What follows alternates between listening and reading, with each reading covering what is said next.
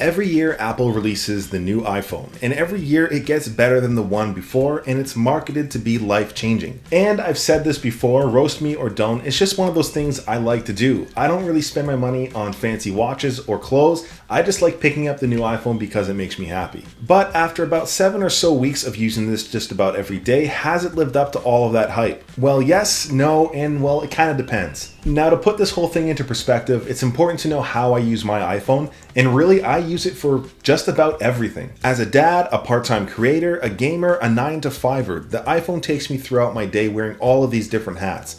For me, the iPhone is my main method of communication to my wife and 3-year-old. It's also how she beckons me for a McFlurry since she's super pregnant. Don't tell my wife, it's taxes. It's also how I wake up with an alarm, a timer when I cook, tracking my sleep, and playing that one song on repeat from the new Blink album while I'm in the shower. Even something as simple as reminding me to stretch out my bad knee, since I'm now a senior citizen in my 30s.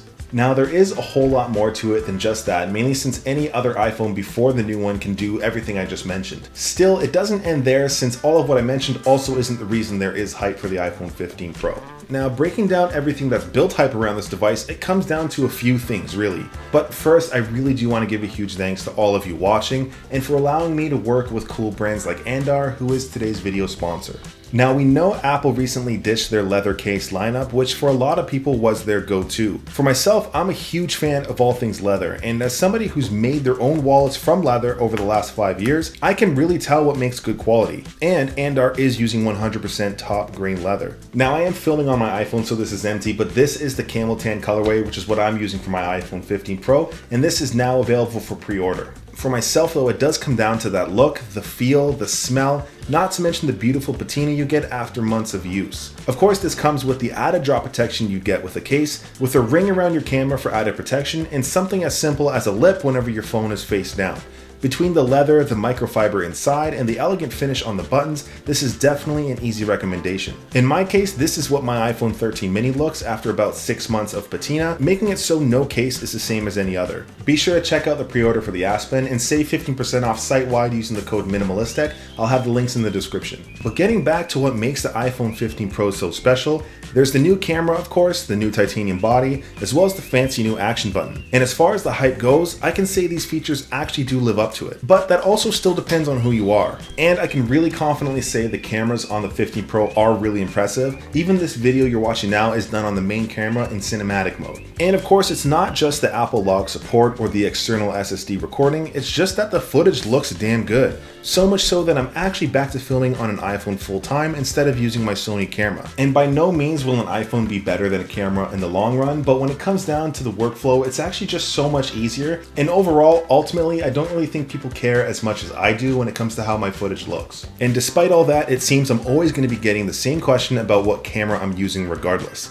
Now, for all the other stuff that makes this special, for a lot of people, it's the new titanium finish. This is more of an upgrade for me than I thought it'd be, mainly since I'm coming from the iPhone 13 mini, and this is a lot lighter in hand than it could be. And as for the action button, it's actually tangibly useful. I still haven't bothered with using shortcuts and all that in about 2 months, but even just using the action button for my flashlight has been hella useful just for normal everyday things. And for that 120Hz ProMotion display, I personally thought I'd care more, but even as a tech nerd myself, I can say it's a nice to have, but not as great as the internet makes it out to be. Now, most people like my wife don't notice the difference of ProMotion or not, and simply they don't really care, but if you do know what ProMotion is, you already know it's awesome. Now, realistically, every couple years, Apple changes the way their iPhones look and feel, so you know what the new one is. But yeah, it is an iPhone, and yes, it does feel incredible in hand. It's still an iPhone overall, and it's not really going to stray away from being that premium product you're accustomed to. So whether or not all of that lives up to the hype, it still kind of depends on the person. And the thing about the iPhone 15 Pro as well is that simply everything is blazing quick. Every app I open is instant, every game I play is flawless.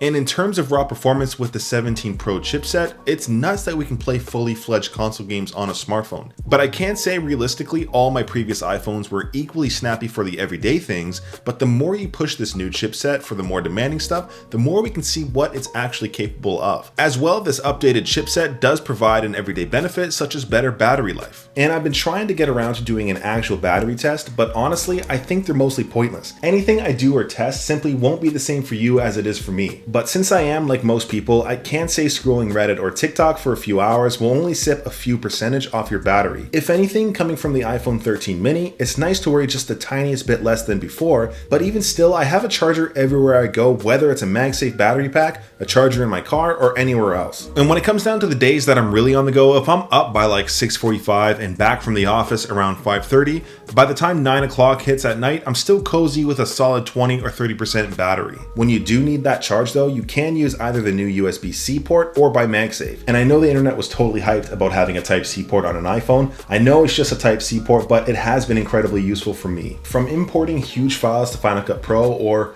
no, I think that's really it. I still think it's useful. Outside of that, I don't think I'd care otherwise. Type-C was totally blown out of proportion, but it is still useful for the majority of people who just want to travel with one cable. Now, after all the hype surrounding the iPhone 15 Pro, should you get it? Absolutely not. Should you listen to some random guy on YouTube? Hell no. But if you do want the new shiny iPhone because you work hard for your money, go for it. If you're coming from an older iPhone 11 and before, you'll definitely see a fat upgrade. And if you're coming from last year's model, that's nobody's business. In all truth and realism though, I'm a content creator, so it's far easier for me to justify a purchase like this, but in actuality, I'm probably still gonna go back to my iPhone 13 mini. Something about that device absolutely makes no sense, but I'm infatuated. Still, the iPhone 15 Pro is such a good device, it's actually disgusting, and for most people, it'll be way more than you'll ever need, and that's definitely a good thing.